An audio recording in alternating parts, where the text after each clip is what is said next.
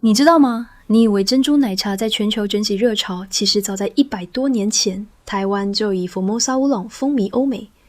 在法国街头的招牌 Formose 这个名字，那是台湾100多年前的名号，与中国、印度、锡兰并列，是欧洲人心中的4大产茶地。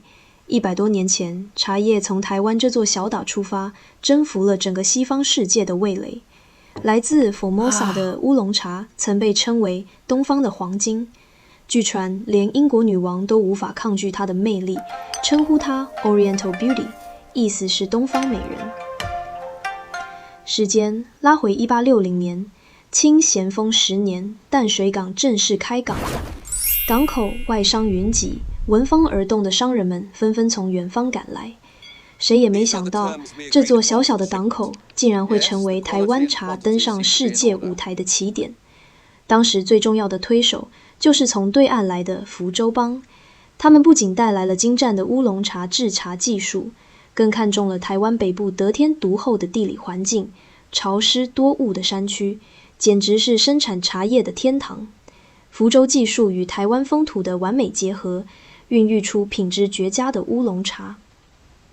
说到这个茶经时代，有2个人物不得不提，一位是台湾本地传奇李春生，他原本是英国 John Dodd 手下的买办，李春生可说是他的左右手，负责居中协调大小事。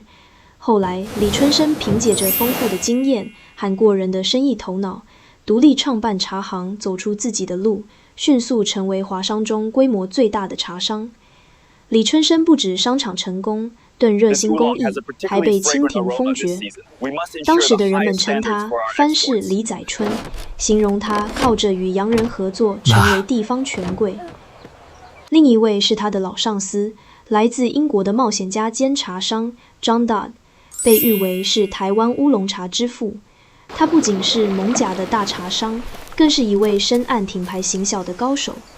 你很难想象，在那个年代，他制作成精美的茶样册，专门吸引欧美订购。